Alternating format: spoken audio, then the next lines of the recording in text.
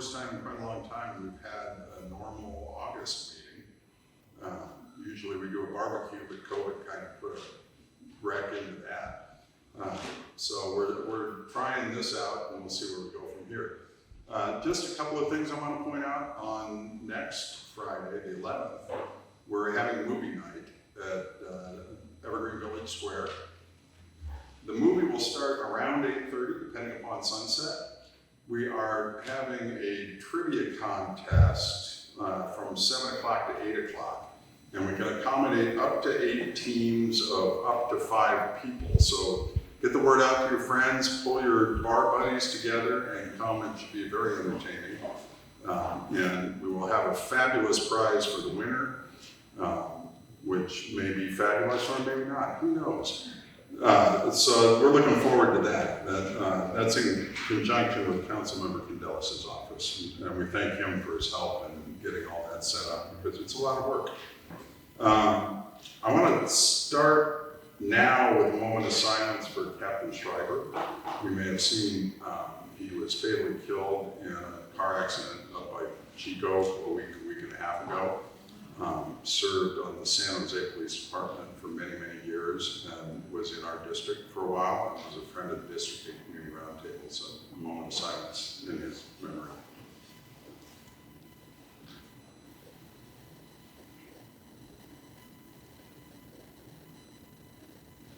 Thank you.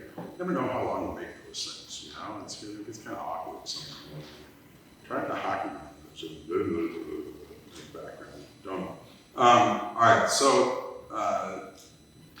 in September we're going to have elected officials come and talk to us, some of them. It's looking like October we'll have the Sacramento elected officials come in and talk, so that we don't overload you with political geekdom in one meeting. We will also be changing the bylaws, or proposing a change to the bylaws that the membership is going to need to approve. There's been some talk by the steering committee to do away with dues, so that we live off of grants and donations. And by the way, if you feel like donating, we are a 501c3, see me afterwards. And, I take cash or check, or you can donate via credit card through our website. But anyway, we're trying to make it easier for people to participate. The issue is the dues are defined in the bylaws, so we have to change the bylaws to allow the steering committee to not have any dues. But we also have to change the bylaws so that we have a way to determine what membership is when there are no dues. Because today they're defined by being current and paying your dues. If there are no dues, then anybody is current and everybody could vote, for instance. So we're going to bring a proposal to the body that says some level of participation, either through meeting attendance or volunteerism, will define membership when there are no dues required. So we'll be reading that in October and voting on it in November. We will also be looking for new steering committee members. This is my second year of my second go-around as president of this group, of the steering committee, and I'm termed out, and gladly so. I really enjoy it, but it takes a fair amount of work, and I think Janet Holt has been doing it for more than a few years, and she wasn't going to be here. She's not going to be here tonight because she, between National Night Out and getting ready for movie night and the Music in the Park night, which was very successful, has just about burned herself out. So somebody here is taking notes so that we'll have minutes for the meeting, or I will just get them off the video that Wesley is so nicely doing for us. So that's that. If you have anybody that you think would be a valuable member of the steering committee, please let us know, because we're always looking for people. The other thing is, in conjunction with doing away with dues, we're looking at creating a grants committee, so that we have a group of 2 or 3 people who are just focused on looking at what grants are available out there. So if you know anybody who's into that, or who has connections to that, point them to us, because we'll need the help. There's a lot of opportunities out there. And we've seen a fair amount of it this summer. I know of several different painting nights that brought community together. There's a movie night, there's the music in the park. The music in the park was so successful that a lot of people said, we need to do another one of these. And we're like, whoa, this takes a lot of planning, and we're almost out of runway for the summer. So there's that. So a grants committee, if you know anybody, that would be good. That's essentially all I have to say. So, Captain, you want to come up and talk to us about what's going on?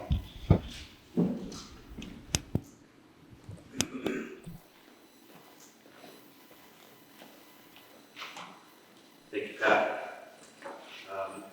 Appreciate the moment of silence for Captain Schaefer.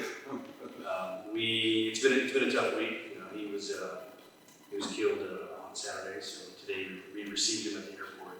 I think services are going to be somewhere around the 17th. So he was a good man. I worked for him out here in Foothill when he was the captain out here. So he will be missed. National Night Out, I think, was very successful. I think we had a huge turnout from both the community and from the police department. I think we had close to 166 officers out at events throughout the city. I want to say there was about 140 to 150 events throughout the city. I know in Foothill alone, I had, I think, close to 38 events myself. I didn't get to go to all of them. I could only go to 6 of them because I was more about quality over quantity. But I did get some representation out here in the DA area. So it's great when we can all get out there and we can all talk and have a good time and let our hair down and just be a community. So it was very, very successful. So thank you for all the stuff in DA that you guys put on and that you guys did. As far as climate report, we're doing pretty good. Summer, tends to be a time of the year where we get a lot more activity. Sometimes we get spikes in crime. It's been a little bit, but not to the degree that we've been in the years past. And I'm thankful for that. We're doing pretty well. But we still have a lot to do, especially when it comes to traffic. Traffic is, when I go to community meetings, tends to be one of the largest pieces of complaints I get, or one of the largest complaints I get. People just these days don't know how to drive. All the side shows that are happening and all the fatalities we're having, we're doing our best to try to address some of those issues. Working with the city with Vision Zero and coming up with creative ways to really try to address the side shows. Side shows have been very problematic for us. As you can see, sometimes you'll have 40, 50, sometimes up to 100 cars that are out there doing sideshow activity. Oftentimes they're kind of impromptu. We don't really know that they're going to happen. They communicate on some back channel messages that they have, and so oftentimes they'll kind of pop up, and then we're having to chase them around the city. It's very labor intensive and resource intensive for us because we can't just send 1 or 2 officers in there to try to solve the problem, because we've been attacked in the past. So they'll throw bottles, or sometimes they have weapons. So we have to kind of go in one big force. And so it takes time to gather all the resources to do that while we're kind of chasing them around. So it's been very, very problematic. We've developed some tactics with our airship to kind of thwart some of them when we do catch up to them. That's been very successful. To a point where we are actually teaching this tactic to other cities throughout the state. But we're still a long way to go. So really, if you guys hear of any information of like a potential site show that's going to happen, please share it with me or with any of the leadership in DA, because that's the only way we can try to get ahead of it. Like I said, most of the time they kind of spawn, and we have to try to track them down and try to figure it out on the fly. Some of the other issues that we're working on are just some of the specific issues each neighborhood has, whether that's parking issues, whether that's unhoused issues, either car burglaries or any other specific crime. I think, like I mentioned in the past, I really am a firm believer in intelligence-led policing. Intelligence legislation comes in two forms, obviously in data, so reporting crime. So every time that I get some information about crime that's occurred, I can go to my boss and ask for more resources, and I can show him the data of where that is so I can get that. Second piece is just like this, coming out and talking to the community and getting human intelligence, where you guys tell me the things that are happening specific in your area, and that way I can try to allocate resources for those. So I'm honored to always be invited to meetings like this. I appreciate it. But I'll open up for some Q&A in case you guys have any specifics, specifically in your neighborhoods.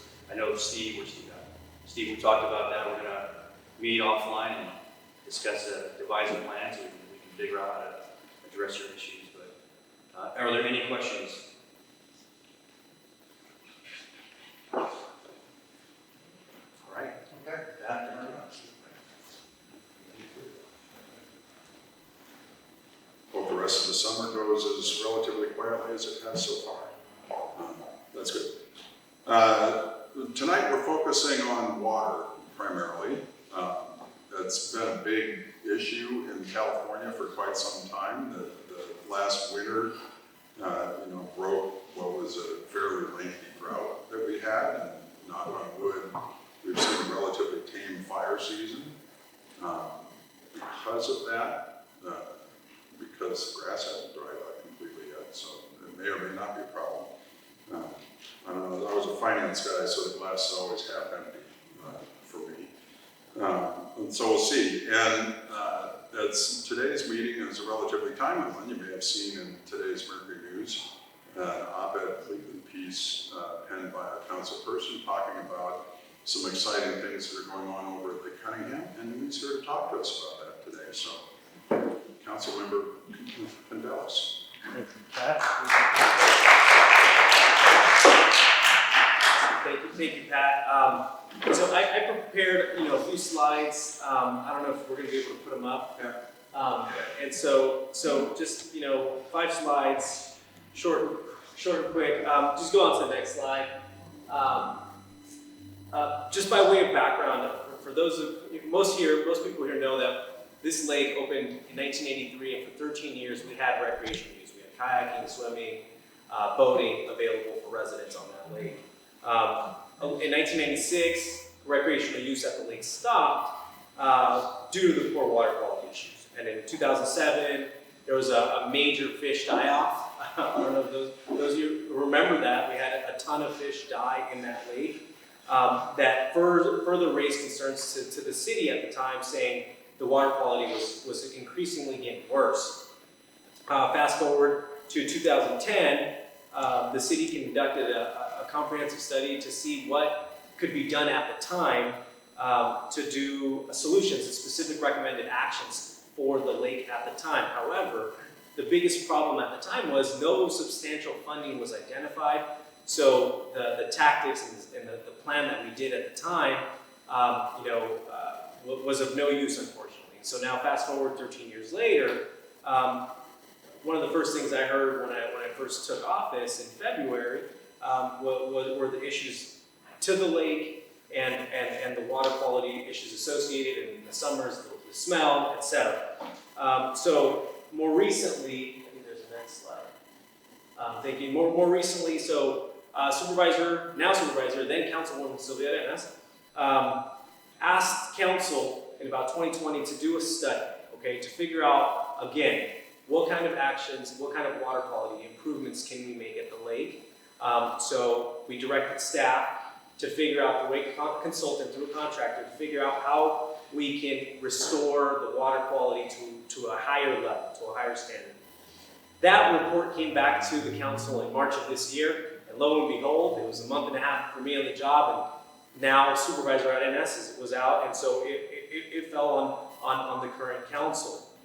Although there was funding that was identified through that process through Measure T, as many of you thankfully voted for, that would have put some money in the environmental bucket towards that remediation, or towards that. That money was never actually appropriated, and the council took action to shift the money towards other shortfalls that we had associated with building our fire stations, our emergency response, et cetera. And so while that money did get shifted away, I was successful in making sure that we prioritize that for federal and state appropriations. So in the same motion, the council made it its #1 priority to go seek external funding. And so, I was, as a community, we were a little, sad that we didn't get the funding, but glass half full, contrary to Pat's take, we worked with our state legislature, and specifically Assemblymember Clara, to see if we can do an earmark for this lake. And just last month, we heard that it was approved, and we got $1.5 million for a water quality prototype project, which I'll go into in a little bit more detail. But what's important is the partnership. What's important is the fact that we were able to leverage that, and Dr. Calvin Gill from the Open Space Authority and Mike Potter from the Open Space Authority, who happened to be here, also contributed $50,000 just 2 weeks ago because we got this brand new infusion of money to this process. And so this is a collaboration effort. And Pat mentioned, I penned a piece today in the Mercury News about the importance of partnership, because we know that this lake is going to take a substantial amount of money and a substantial amount of resources to bring it to the level that we all expect as a community. And so, yes, we can celebrate the milestone, we can celebrate the $1.5 million, but essentially it's a huge catalyst towards what we want and what we deserve, frankly. And so that's my commitment. I talked to Congressman Jimmy Panetta this morning. He gave me some brutal news that our earmarks aren't looking great. But that's just a sign where if it's not, he reaffirmed his support, saying, if we don't get the full funding that we asked for, and I think that it was to the tune of $9 million from the federal government, if we don't get the $9 million, we may get less, and if we don't get the appropriation this year, he has committed to redoing that appropriation until we get funding, which is huge. I don't remember working for almost a decade for a legislator, a commitment like that, saying that I will continue to push this as a priority for the community, and I've been doing this well over a decade. So it's huge, and we're going to continue fighting for that. We have representatives from Valley Water. We have Director John Varela. I've been speaking with Valley Water to hopefully they can get into partnership with us and help improve the water quality, because they did partner us with us back in the 80s to build the lake. And thanks to Director Varela's leadership, Director Estamera, my former boss, now Director Jim Bell, we're making strides in this partnership to cobble together money, and the partnership is so important because we know we can't do it alone. And so go to the next slide. So that's the opinion piece, if you guys want to take a look. So now it's the crux of what's that $1.5 million and $1.55 million if we include the open space money. What's that going to get us? Okay, and so we're using that to pilot a water improvement project specifically to how can we naturally restore the area that wants to be a wetland, and we keep pushing it to be a turf or grass unnaturally through fertilization and through techniques to keep it green. But the reality is that area is already unusable because the turf isn't turf and it's just mud.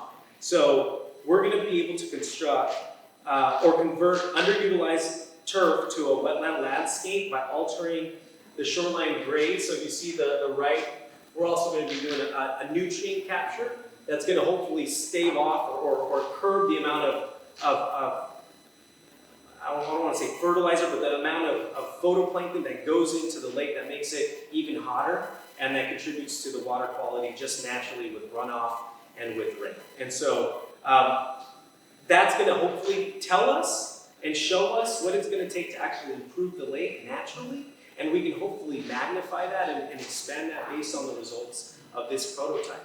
And along with that, there's algaecide treatments, there's bioswales implementation, which is what I discussed on the right, and that's gonna help improve water quality, or that's our hope. And with this, and with more infusion of cash that we expect from the federal and other partner agencies, we're going to hopefully take a substantial step in seeing the improvement of the water quality and the investment. And ultimately, it's the commitment from me and from the city, because we had opportunities in the past, and because we all remember 2010. it was a huge deficit year because the economy we were struggling, we were losing jobs, we were cutting jobs to save budgetary action, so it was not a great time. And, who's to say, we may not be in that same situation. We're in a much more fiscally sound place, but what's important is the partnership and the willingness from our partner leaders and our partner agencies to be able to step in and step up for our community. And that's my commitment. I'd be happy to take questions on the lake. And thank you, Pat, for allowing me to speak on something that I care about. I remember swimming in the lake when I was a kid. Okay, and I didn't grow a tail. I graduated college, and the water was fine at the time, and I want to see future generations, future San Joseans be able to enjoy the lake just like I did. So that's it. Thank you so much, and I'd be happy to take questions if any. I want to give you some credit here. I have a 3-mile course. I do a workout through that park, and working on the cement, with this older body here, gets kind of sore, so I walk on the grass when I can. And they do kind of a half-assed job of cutting that. But thank you for getting all that stuff on Tully Road cleaned up. It's all raked up, the sidewalks swept, and it's all cut down, and it looks good. Thank you, Steve. And I was actually out there cutting. Remember that when we did the cleanup? Luckily, the crews did the rest. I just did a little portion, but thank you. Yeah, together. It's all on the road now. It looks great. All right, cool. So I actually have a question. I'm trying to understand the 1.5 that you put towards it. So are they going to get rid of the grass and do something more? How are you going to handle? Because some of the grass has to do with people being able to do picnics and stuff. So how are you going to do that? Could you? Yeah. I'll show you. So, all right. So if you look at the lake, okay, you see the bottom right. That's where a cypress pavilion is. So the big meadow that I mentioned earlier is in the top left corner. I wish I had a pointer and I can't point up there. But if you're looking at the top, right where the F in future is, right underneath that, there's a parking lot. And if you look adjacent to it, there's a big swath of land right in between those trees. That is actually all dirt now. There's no grass there. But historically, we put grass there, but we know that it just dies because the dirt just doesn't seem to absorb the fertilizer. Yeah, and that's where water sinks for. So that's the area that we're going to do the prototype project. And then so we're still going to have turf by the Cypress Pavilion, by where the playground is. We're still going to have turf there, or grass. But our prototype project is going to be where naturally it floods and where it naturally wants to be a wetland. And so hopefully we're able to learn something and get a better idea of how we can apply it in other areas. And in addition to that, let's make no mistake, I'd be remiss if I didn't mention that this is a natural flood detention facility for our county, or for our area, for our neighborhood. So it acts as, it's supposed to flood in the case of a 100-year storm, a 100-year incident. And so that we got money from the federal government, from FEMA a couple years to actually do that. We finished the project, what was it, John, maybe 2015, 2016? Well, we did that in 2016, 2017. Oh, 2019. So we recently completed that, and this isn't going to affect our flood detention facility capacity, but this is going to help, try to do two things at once. Did you say that you got some money for grant from the Open Space Authority?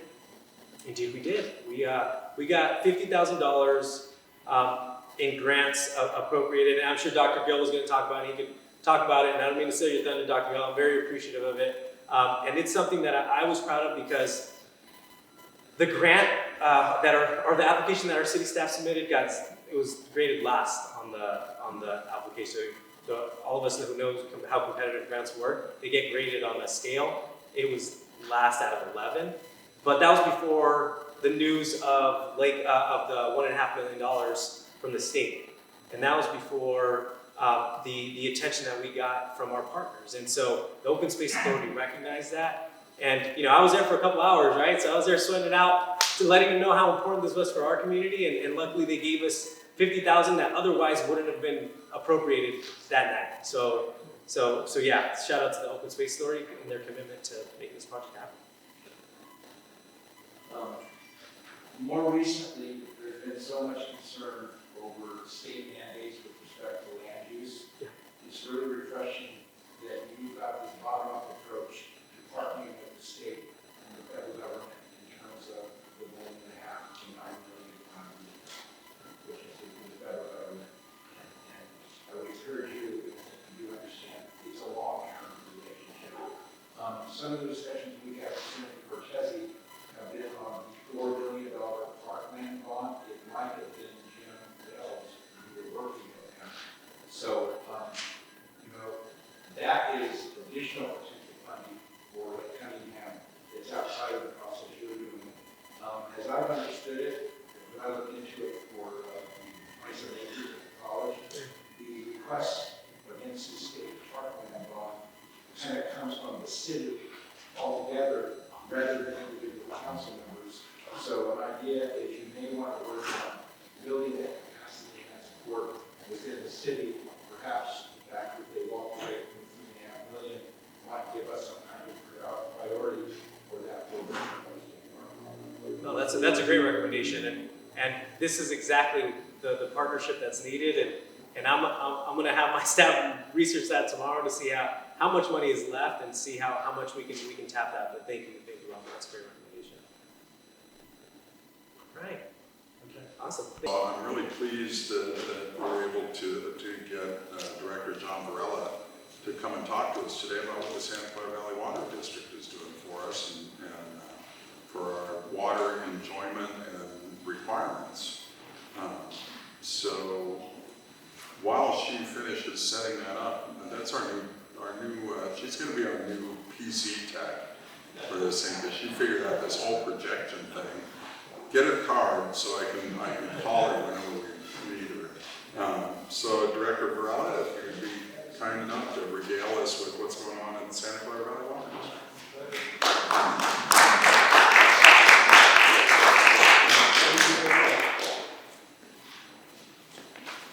It was actually pre-COVID, the last time we presented, and it was at the library, not so far from here. So thank you, Mr. White, for inviting us tonight. Valley Water, it's always great to talk about water when we have water to talk about. And I just want to mention to Councilmember Candelas that let's talk about the project that you just presented. Perhaps there's a way that we can collaborate on that particular project. Mr. Potter and I, by the way, this is Mr. Mike Potter, Office of Government Relations, and of course our projectionist back there, Gianna Escobar, who's also with Valley Water. So, by way of introduction, my name is John Varela, and I've been with the Valley Water District now I'm in my 8th year, representing you. This is District 1. District 1 is one of the largest, which you'll see in our presentation. It is the largest district of 7 from the eastern foothills of San Jose, over the beautiful Santa Cruz foothills into the gorgeous Coyote Valley, south into the community of Morgan Hill, where I live, into the unincorporated area of San Martin, and finally in the city of Gilmore. That is what I represent. So lately we've been getting many, many updates as to what's happening with our water supply, with our capital improvement projects, our dams, and all those that you've been reading about. So we're going to give you some information today and bring you up to speed as to what is going on with Valley Water today, give you information. So I've already given you my introduction, so we're going to get right into this. In tonight's presentation, we will share with you what we do, the effect we have on the role in the historic drought we faced in our Valley Water the last few years, so let's jump right in. One thing I want to mention to you about the drought. It was September 1922 when NOAA predicted, they do all the atmospheric predictions on weather all over the world. They predicted in September in 2023 we were going to be in our 6th year of a 5-year drought. Well, that didn't happen. So even science sometimes doesn't get it right. Because as you know, we had multiple atmospheric rivers that came in, and when our water supply level was at an all-time low, We were prepared and getting ready for another drought, a 6-year drought. All our dams and reservoirs are at capacity, including our groundwater. And that also includes the dams that we import water from, which is in the Central Valley. We import over 50% of our water coming from the Central Valley. We pump it up to the San Luis Reservoir. We pump it down into Santa Clara Valley. So that's where we get our water. Now, the snowmelt is just now beginning. All the dams and reservoirs in the Central Valley and the southern part of the state as well are at capacity. So the unfortunate part of what we're going to be experiencing with the water that's there for us, fresh water from the snowpack, there's no place to put it. So unfortunately, that goes right back out into the Pacific Ocean. So that's kind of a dramatic picture as to what's happened with the flows of water, with the atmospheric conditions that we're experiencing. So we're going to start with what we call Water 101. Valley Water's mission is to provide Silicon Valley with safe, clean water for a healthy life, environment, and economy. We do that through ensuring a clean, reliable water supply, providing you with flood protection, and being stewards of the environment. That's very important to understand what we do. Water supply, protection of the environment, fresh, clean, portable drinking water. You know, many of us, we take these things for granted. We get up in the morning, we take our shower, we turn on the faucet, we get a glass of water, and we get on with our day. There are many parts of the world that don't have that going on today. We are extremely fortunate to have what we have, the infrastructure program that we have, and what we at Valley Water do to deliver you that water on a day-to-day. Our board is charged with aggressively protecting the quality and reliability of your water for the people we serve, which is approximately 2 million people here in Santa Clara County. And the people that commute into our various cities, 15 cities, as well as almost 5,000 private well owners, which are the majority are in the district I represent in the southern part of the district, in the San Martin area into Gilroy. And that's also where agriculture still exists. A vast amount of agriculture that was here from the beginning of time was located throughout Santa Clara County. If you recall, we one time referred to this entire region as the Valley of Heart's Delight, where we process fruits and vegetables, etc., and we process apricot chips. In the 1970s, we morphed to Silicon Valley, where we now process silicon chips. And the vast population that came into this region because of the technology, the job opportunities, created more demands, the building, the housing, etc., for all of us to live, the demand on water. So it's very important to know these statistics because we all live here, we want to know these things. We provide water to 13 local water providers who get the water from us to you, water retailers. Some of these include the San Jose Water Company, California Water Service Company, and the municipal providers. You do not purchase your water from Valley Water unless you own a well. As I alluded to, if you own a well, you'll get your water from Valley Water. As the Flood Control Agency of Santa Clara County, Valley Water invests in builds, projects, and programs that help protect lives, homes, businesses throughout our county. Another thing we take for granted, and if you notice this last year, with these deluges that we've had some flooding, but it was a minimal amount of flooding, not like we've experienced in the past. So the projects that we're engaged with are working, protecting your properties, your land, and your lives, which is very important. Our third focus area is being good stewards of the environment. We achieve this in many ways, including taking care of streams and watersheds, hosting cleanup days, and other efforts. Perhaps many of you have been involved in cleaning the creeks. We do this on an annual basis. We get young kids get involved with this. It's an amazing opportunity. If you haven't done it, you might want to do it. We have plenty of creeks right here in this region that we can get you engaged in doing that. Valley Water has a budget of about $838 million, with much of that slated for repair, replacement, and maintenance of aging infrastructure. Some of our infrastructure is close to 100 years old. Pipelines, our conveyance, water that we bring in from other parts. So we're constantly repairing, updating that so that we don't have breakage in that aging infrastructure. So we're constantly repairing and updating our infrastructure that I mentioned. Okay, so we have over 900 employees. 900 employees at Valley Water, that's incredible. Many of our employees are at retirement age, almost 50%. So if we had a mass retirement, we'd be in big trouble. So we have a very interesting program. It's a water internship program, next generation for high school kids, community colleges, and state colleges, where we actually recruit and bring in interns to Valley Water. And they work alongside many of our staff members or professionals. They mentor these young kids to encourage them to pursue a career in water supply, water management. It's not happening just here, it's happening statewide. It's happening globally. So this is something that we're doing because, again, I repeat, of those 900 people, if they decide to all leave us, we'd be in big trouble. So finally, I just want to say that I'm going to turn this over to Mr. Potter, who has a long history in this region, and he's going to finish up this presentation. And we'll hang around for any questions you might have. Mr. Potter. Yeah. It's great to be back here at the District 8 Community Roundtable. I see a lot of friends in the audience. I just want to make sure to clarify, I'm with the Office of Community Outreach and not Government Relations. So that's okay. That would be a promotion, but it's more complicated. And it was great to hear so much about partnerships.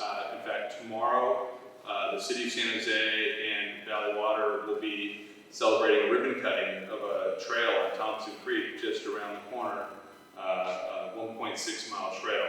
So you'll have a chance to see our chair, Director Varela, again tomorrow at that. And one of the other programs that he alluded to is we have a water ambassador program. So if water is something you really want to dig in deeper, or dive into, maybe that's a better way to say it, you could check out our water ambassador program. It's a 1-year cohort, and it learns all about Valley Water. They meet once a month, and you go on tours, and you get to really become an ambassador and learn more about how we get our water, how we purify it, how we protect you from flooding, and how we protect the environment. And we also have a youth commission, so any high school, some college age youth commissioners, we let them take over our social media once a year as well. So that's actually probably the most fun day to see Valley Water's webpage is when they're in charge. But it's great to be with you. This slide here talks about our 7 directors. The yellow is the Chair Varela's district, so he's not kidding, it's huge. And there are lots of parts of it that are watershed that don't have a lot of people, but it also includes all the cities he mentioned. We're joined by 2 new directors this year. Former Senator Jim Bell is on our board, and he's a name that folks are familiar with. And we have a new director in the light blue area, Director 7, or District 7, Rebecca Eisenberg is another new board member. So they've started and hit the ground running. This slide, which really looks like an eye chart from where you're sitting, but it really includes a lot of important information. This is why Valley Water exists. It's a time chart from 1900 to 2020. So in 1900, there weren't very many people in this county. If you needed water, you just dug a well, you watered your farms, you irrigated your crops. If you were a small town, you had enough water from the 2 wells outside of town. And they just pumped away. And it rained, and we had good weather and great crops, so life was good. But the word got out, this is a pretty cool place to be, and our population started to grow. And then we had some years where it didn't rain so much. During the Depression, there was also a dust bowl that was part of the cause of the Depression. And it is when people they continued to pump from their wells. And so the water, they went deeper and deeper, and the wells dried up. So the water table in our county in some areas was used up. And parts of our community sank. It's called subsidence. So parts of North San Jose and downtown San Jose sank 13 feet. So if you have a road or a pipeline or utility infrastructure going through there, that really messes it up. If you have a foundation for an old brick building and then an earthquake hits, not good. So Valley Water was created to really protect our groundwater, to make sure that it gets replenished so that we don't have subsidence. You can see and so the local wells weren't quite enough.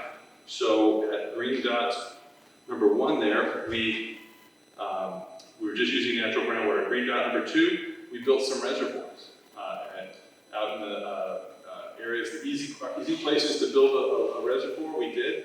And that we used those to capture water when it rained so we could replenish the groundwater when it did.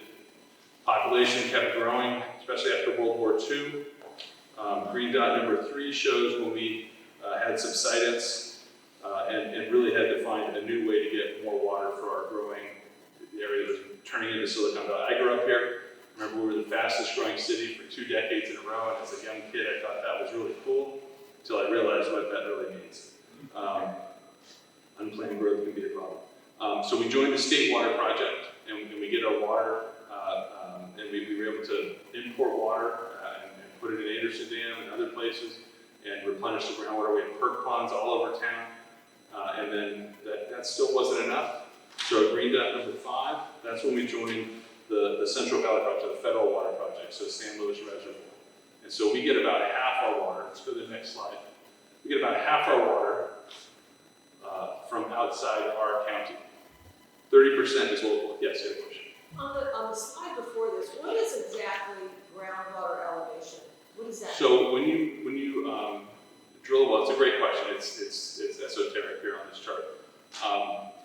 It is how far down do you go till you get groundwater. So there are some lakes along Highway 101 in Morgan Hill, Osier Ponds.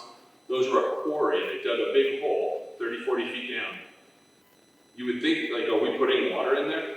That's the groundwater filling those up. So in order to have them not be lakes, you would have to fill them in with dirt.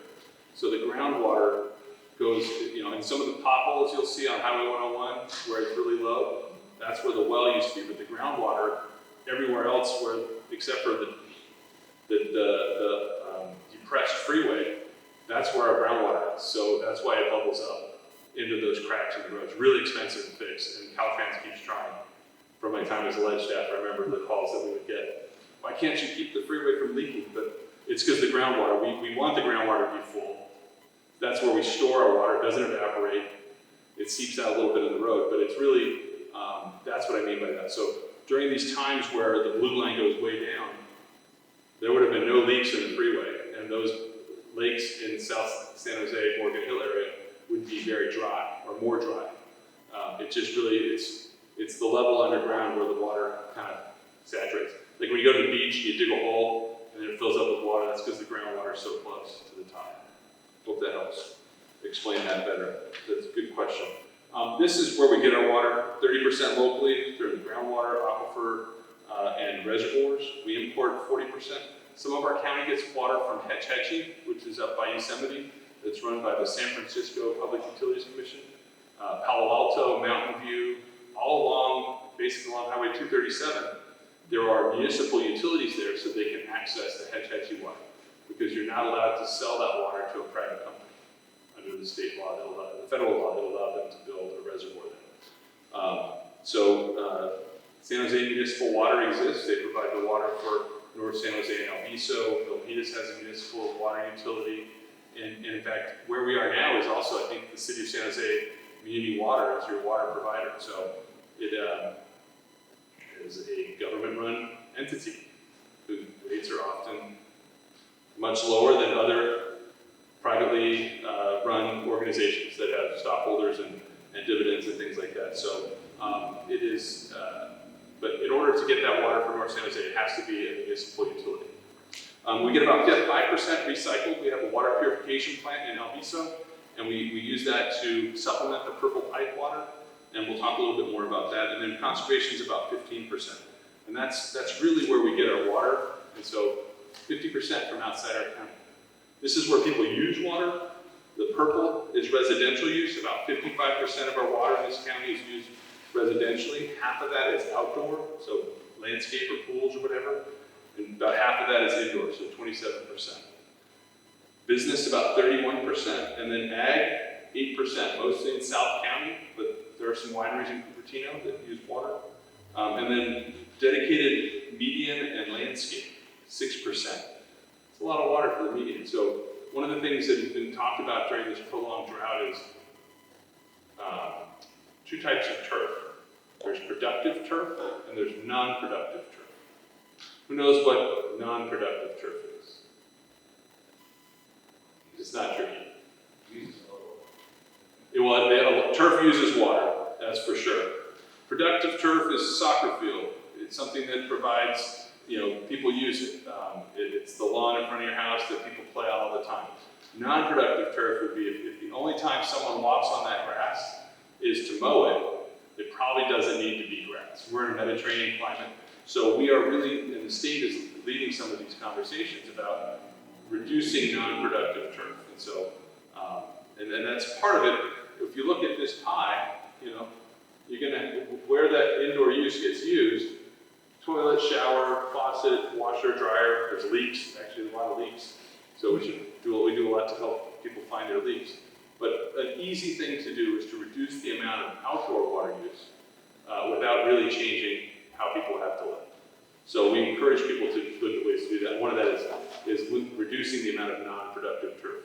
So in the villages, we've received a number of grants from us. There used to be a hillside, this is going way back, that was all planted in grass, and the water would just run off down the road for years. And it looked great, but they eventually realized that this is where they're using most of their landscape water, was on this one hillside. So they took the grass out and put in plants that didn't need to be watered as much, and it saved a ton of water. And it wasn't like it was on the golf course, it was just on the side of the road. This is our system. It has 10 reservoirs, 3 pump stations, 142 miles of pipelines, 3 water treatment plants, a water purification center in Alviso, almost 300 acres of recharge perk ponds. It's about $7 billion. I think that number is probably low. If you tried to build it again today, it would be more. But a lot of it was built in the 40s and 50s and 60s, and so it's time to fix it up, and so that's what we're doing. In part, this is a newer slide. Floods can follow drought. We spent all last year telling people, doing presentations like this. They did 5 or 6 a week sometimes. Don't use how to conserve water, take out your lawn with a grant. And then January, New Year's Eve happened, and my phone started blowing up when we started getting floods. And they're like, how many sandbags do we have? I was like, I don't know. Some people did know, I didn't know. We had thousands of sandbags, but we needed thousands more. We built, in the first 2 weeks, I think 150,000 sandbags, and delivered them out to Palo Alto, to Gilroy. We kept the quarry open to get more sand in, to truck it in. It was quite an operation. But part of it, so our climate is changing, really. And the dries are going to be drier, the wets could be much wetter. And so we are doing as much as we can to be able to deal with that. We have new forms of radar so we can tell how wet a storm's going to be.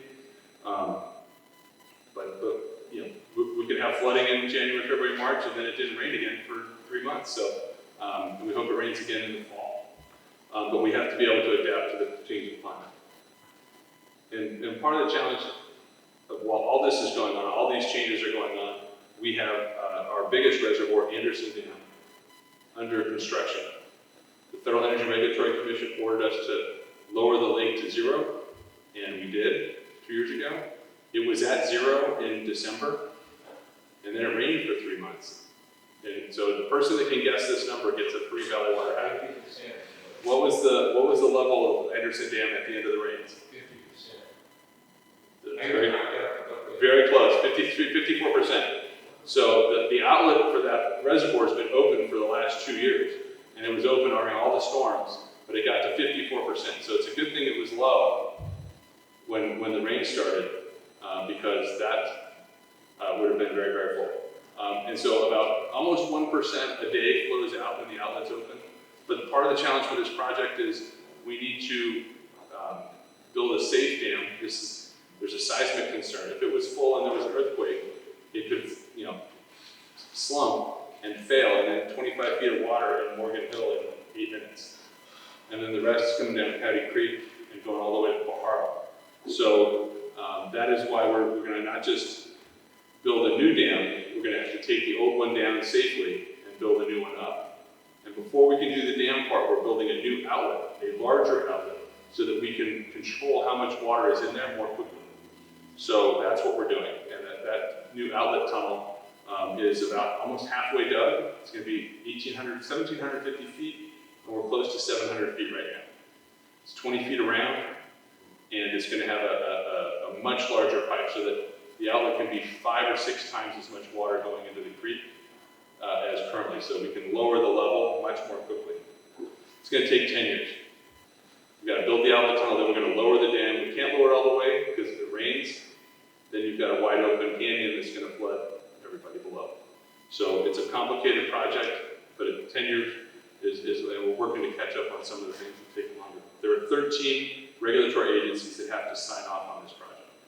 These are some construction What's the pictures. starting date on that, if it's 10 years, so 10 years? We started a year and a half ago. So 2032 is when it's supposed to be done. This is the new outlet. What you're seeing before is this outlet right here. Each one of them, there's the picture of the tunnel inside. And it's looking out 20 feet across. It's going to be sealed up in concrete, and there'll be a big pipe in the middle of it.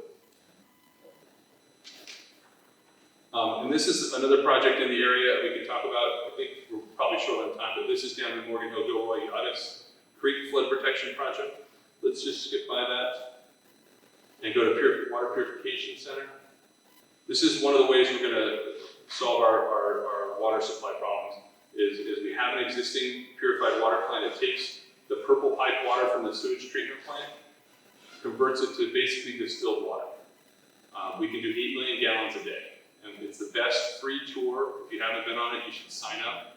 And we have at watersavings.org, you can sign up and do a tour, and you'd be amazed at it. It uses microfiltration, reverse osmosis, UV light, disinfection, advanced oxidation, all these things. Essentially, this is not a Brita filter. This is a very large building full of stuff to take that water to distilled water standards. So it's actually drinkable water. And in every other part of the world, it would be drinking water. It's not legal to do that in California, so we're going to use that. We're going to build our plan is to build another plant like that and pipe that water to the perk ponds in Gamble and use that to replenish the aquifer. So we think we can get up to 10% of our water supply through purified water. And every time someone flushes, that's another source of water. So it's after dinner, we can talk about that. But that's a much less expensive way to do it than desalinization. I have a question. Yes. So that water we can use for drinking water or just? You could use it for drinking water. In California, it's not legal at this time. So in many parts of the world, they have this plant, they hook it right up to the pipeline and supply houses. We're not proposing that. We're going to recharge the perk ponds. So it'll go into the lake, soak into the soil, down, take 10 years to get to where the wellhead is to use that water. So Might be used for planting or like in the purple pipe, what we do right now is we purify water and we add it to the purple pipe so it's not as salty and have as many minerals. Because when the water parks with it, the redwood trees did not like the purple pipe water. So we essentially dilute the purple pipe water of its salt by adding purified water from our demonstration plant. And also the Calpine power plant uses 1 million gallons a day as part of their cooling. So they brought the purple pipe all the way out to Patty Valley when they built that power plant. So what about that beer? The what? They're using. You can make beer out of this water for sure. No, they've been advertising the beer they're doing that water. Well, it's I don't know that people are using our water for beer, but in other parts of the state, Orange County takes all their sewage outlet and puts it all back into the groundwater. They are a combined utility, so they're also the water supplier and they run the sewage treatment. We have to work with the city of San Jose for an agreement to buy more effluent to purify. So there isn't not an agreement at this time for an additional plant, but we're hopeful. We're working on it. Had great response. And so this is 10% of our water supply can come from plants like this. They're big, they're not cheap, but they are a renewable, like we're always gonna have water to flush, so we'll always have water to purify. Let's go to the next slide. This is some of our grant programs. You want to take out your lawn before you start to take it out, fill out this form. You can get up to $3,000 to remove your lawn and plant native plants or plants that don't use much water. And there's a ton of other programs. You got a house with a lot of rain gutters, you have a big roof, you could get rain barrel technology that's not modern science, but they have new ones now that stack like Legos on the side of your house so you don't even see them. And they have screens so that bugs don't get in them. And you could just take water off your rain gutters and fill up a bunch of these and use that to water when it stops raining. And then a whole bunch of other things on that website as well. And then these are some of we have content for classrooms, we have grant programs, we have the Youth Commission, the Water 101 Academy, and the Adopt a Creek program that Director Varela mentioned, all on our website. And now I think we'd love to answer any questions that you might have. Hopefully we didn't go too long. Yes? Derek Reston. That pie chart that you showed showing 27.5% of the water is Yes. for outdoor usage. How current is it? Other residential. How current is that? That's a typical, it's not, that's a great question.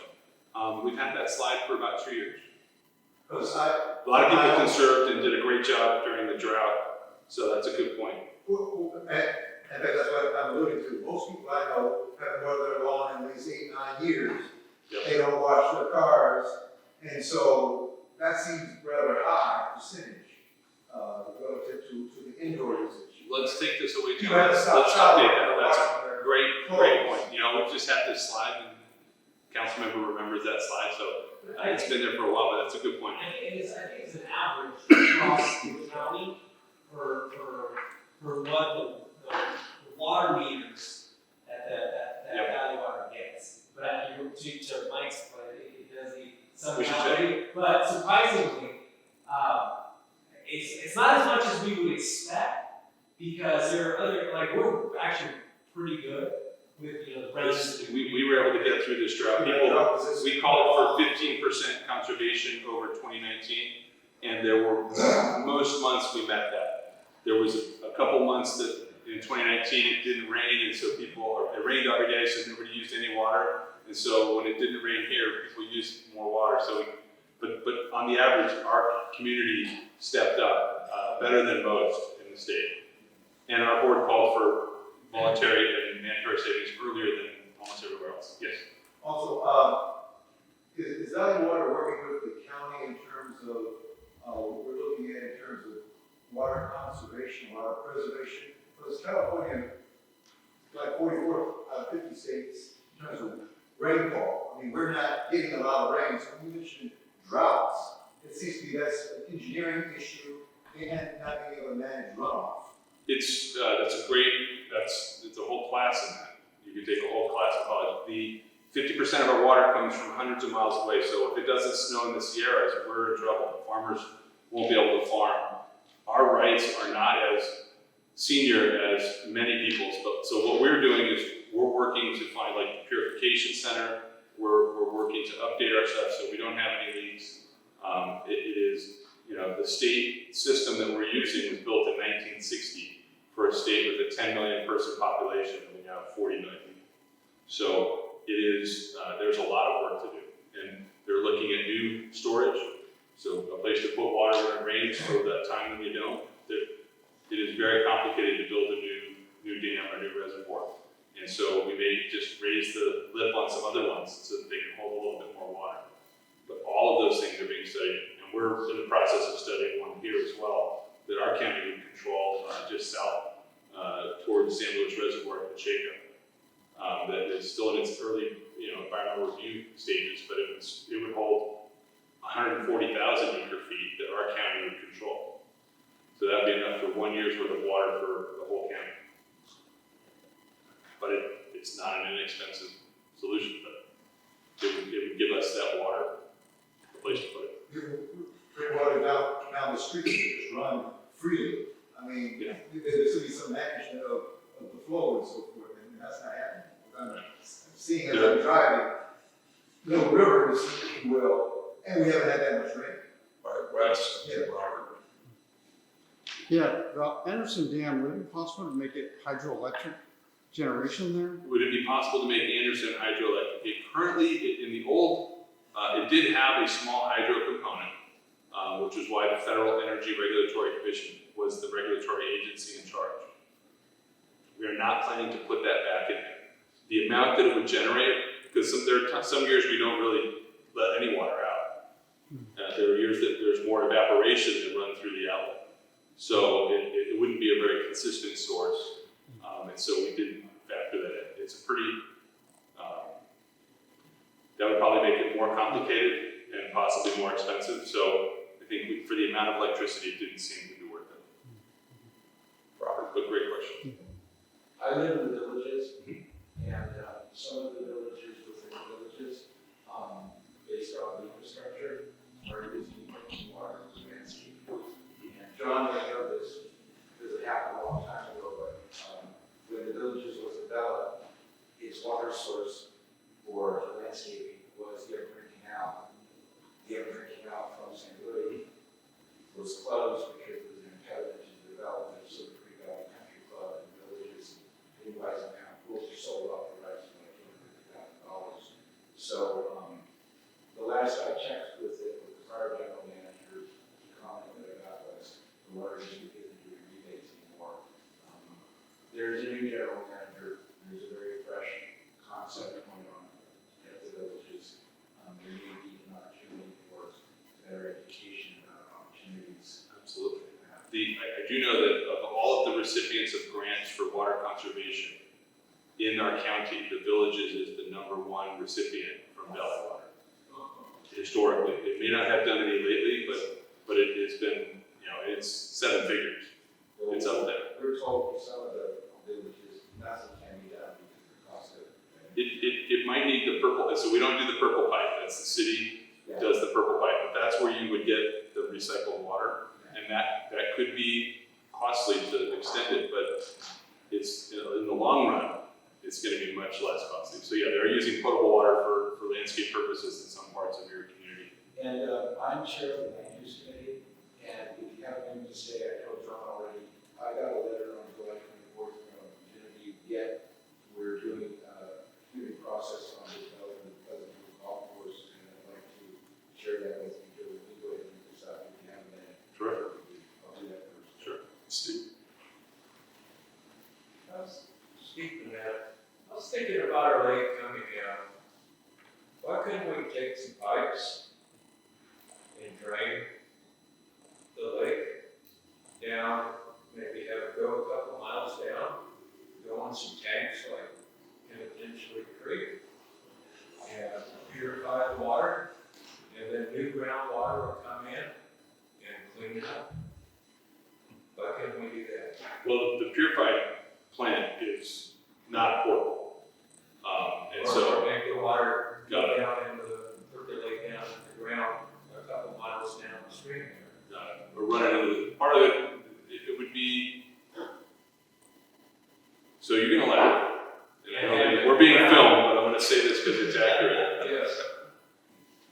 The pipeline to take the distilled water from the plant to the perk ponds can't run inside a canal, because if it's spilled, it would go into the natural waterway, which is a creek.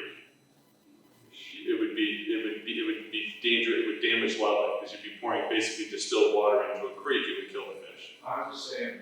So drain there. that's distilled water. Yes. Distilled water with no impurities in it into a creek. So what you're talking about is pumping water that's known to have some contamination or issues, to put that into the creek. Or purified. I can't imagine, I mean, there's gotta be a way to do that. I don't know, they'd have to remediate it. That's a whole new grant for the city. It's a great idea. We're just thinking through it. Let's take that one offline. Yeah. Sam? Isn't Silver Creek, they have purple pipe, correct? Silver Creek Valley Country Club? Yeah, I think believe they do. It probably does in some places, I don't know. I know during the construction, I was a water conservation inspector for the city of San Jose during the drought back in the early 90s. And the Silver Creek project was under construction. And it was basically, they scraped the entire canyon, created a reservoir, and they had trucks running from the recycle plant to bring recycled water out, so they didn't use potable water for dust control. So they built a temporary reservoir for dust control as a part of their permit to build, which was I think the median along I would think- Silver Creek Valley Speedway is perfect. it's usually around the roads and the parks, but there's a great website, on the city's website is a map of the purple pipe. And it goes everywhere. Our pipelines are a little harder to figure out because of security issues, but the purple pipe you can find. Okay. All right, thank you. We appreciate it. Thank you. Thanks very much.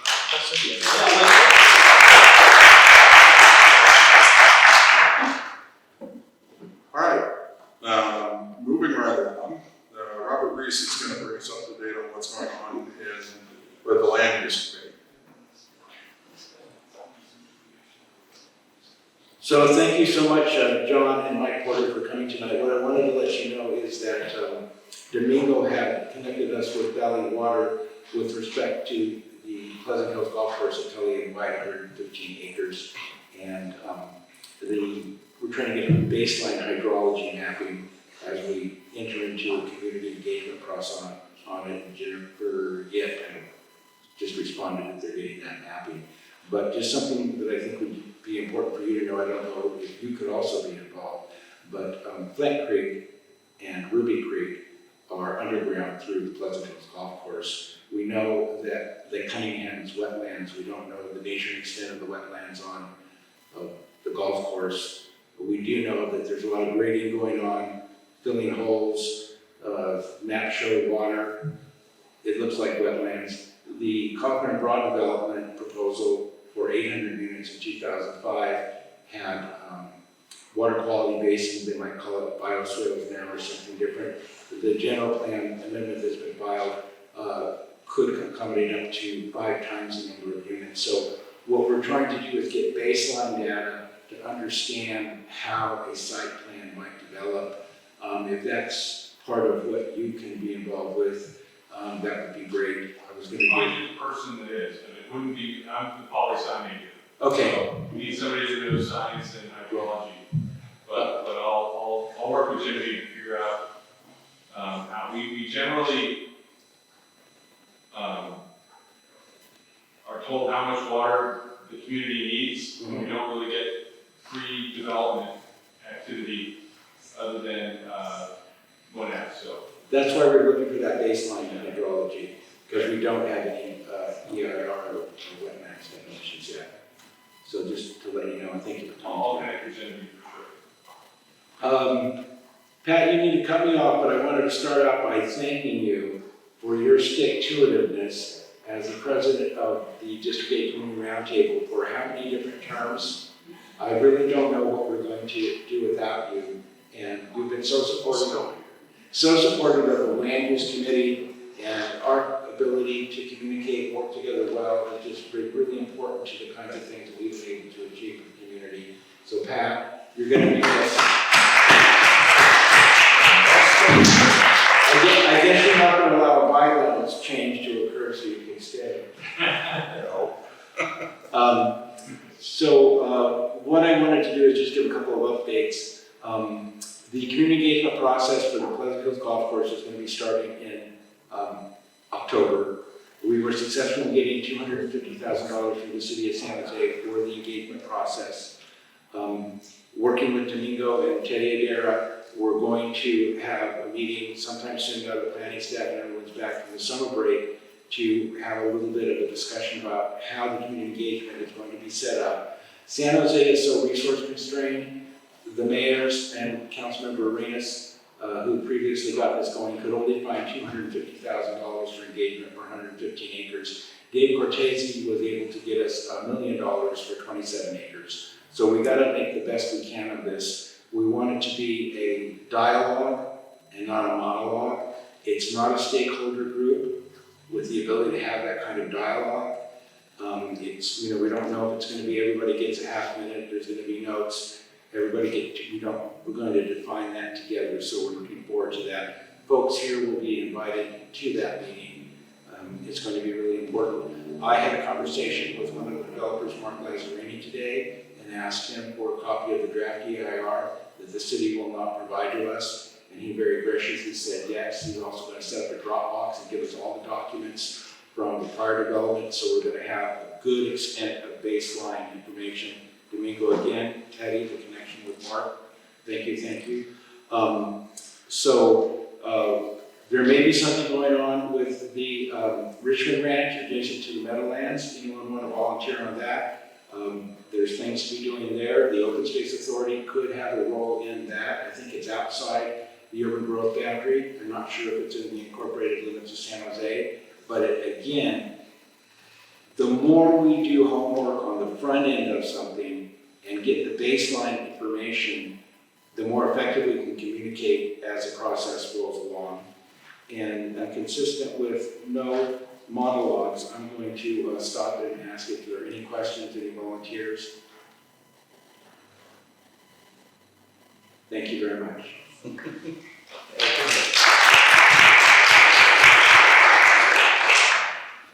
And luckily, Robert didn't know when he accepted the position as chair of the land use committee that there are no term limits on that position. And I'm not sure what we're going to do when he gets tired of doing all this stuff, because he's been extraordinary at keeping things in the air. So thank you, Robert. The newest thing that the steering committee created this last spring was a CERT committee. Community Emergency Response Team, and David Burckhard was kind enough to agree to lead that to get our district better prepared for the inevitable emergency that we're going to have to deal with at some point in time. So he's going to give us a brief update on what's going on there. Come on.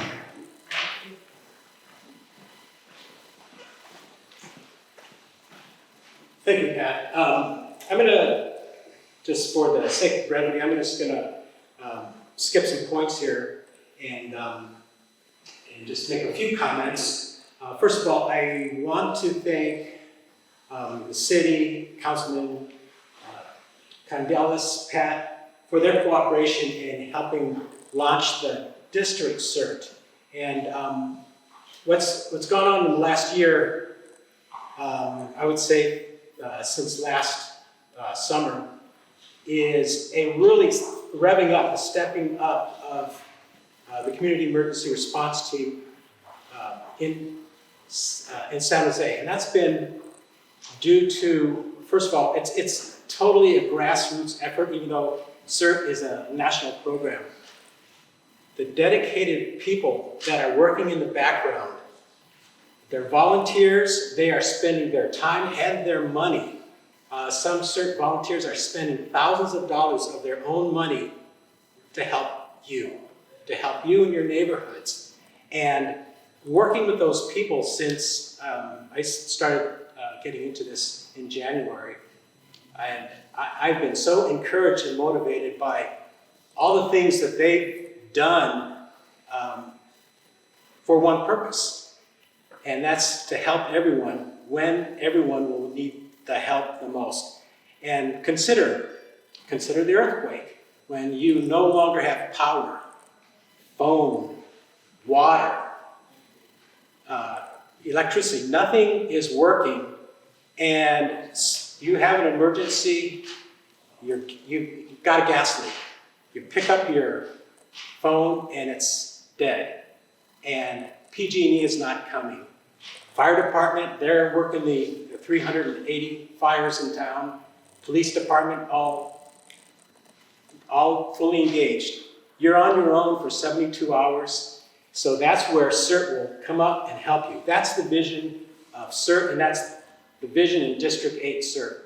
So I'm going to skip some points here, and I want to get to what I would like for you to do to help yourself is to, if you are in a neighborhood association, I would like at least one representative to serve on our steering committee, because you in the neighborhoods understand your neighborhood issues more than anyone else. I've gone around I've had people go around to do a survey, but they don't know your neighborhoods like you do. They don't know what issues could come up. They don't know, the problems that you could have after an earthquake or devastating fire or an aircraft that crashes into your neighborhood.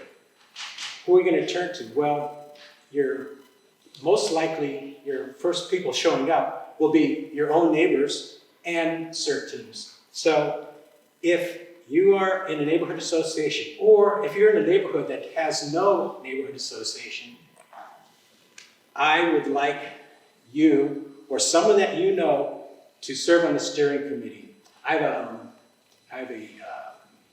a sign-up sheet, and just make a note, put your name, and I'll give you or that person a call. So again, we're here to serve you, and if there's one way that you think that we could serve you better in an emergency, I'm up for it.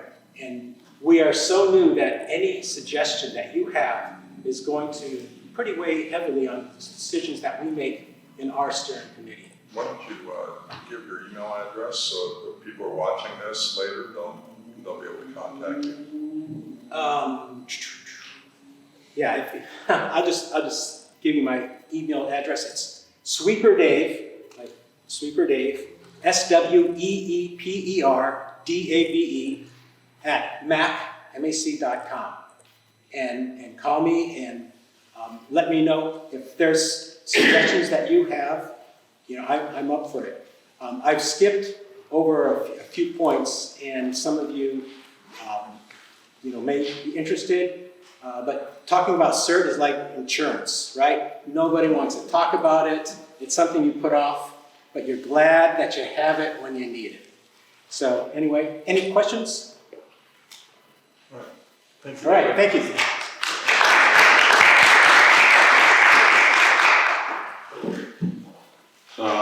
Okay. Elected officials, Dr. Gill, you want to talk about the open space authority? Yeah, sure. I have a couple of updates for our last program.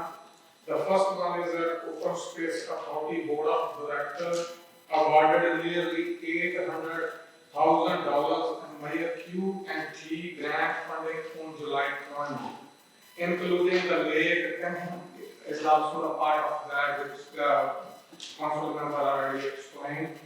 And then the second one is the Open Space Authority was featured in Open Road on Sunday, July 30 on KNTV Channel 11 to look at the newest preserve set to open is a coyote bridge. So this preserve will open at the end of August. More detail will become as the operations plan is finalized.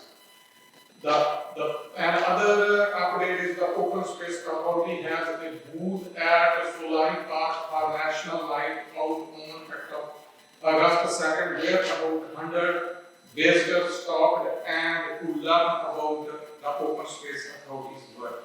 There is another update is June 30. The body of juvenile mountain lion was discovered alongside Santa Teresa Road near North Coyoteville. The cause of death was thought to be the collision with the car. Open Space Authority staff put up electronic signs right away near Laguna Seca to remind driver to slow down and watch for the wildlife crossing. That's last 2 months after. Thank you. I like driving fast on that road. Jared, anything you want to talk about? Yes, President School, we're doing a few remodeling things in our district with security fencing as well as the Robert Sanders site. We're remodeling that whole office area and changing the classroom structure. So we're looking forward to those projects being completed. We had a great summer school program, over 600 kids showed up for our summer school, so that was great, as well as our impasse program. And we're gearing up for another good school year. We're looking for an increase, an uptick in in not only student achievement, but also student enrollment numbers. We've been going down steadily the last few years, although last year we did not go down as much as projected. So we're looking for, hopefully we've hit the floor and that we're moving on our way up. And also for myself and a few board members, we'll be attending the California Latino School Board Association Conference in San Diego at the end of September, as well as the California School Board Association conference in December, right here in San Francisco. Thank you. Thank you, Domingo, I know you made a presentation. Is there anything you want to add relative to the city? Yeah, there's just a couple things. Mike alluded to earlier, tomorrow's ribbon cutting at Thompson Creek, the trail went on the street, so I encourage you all to get time, 9 in the morning. I'm gonna try to get this out in like 30, 45 minutes so we can actually walk the trail.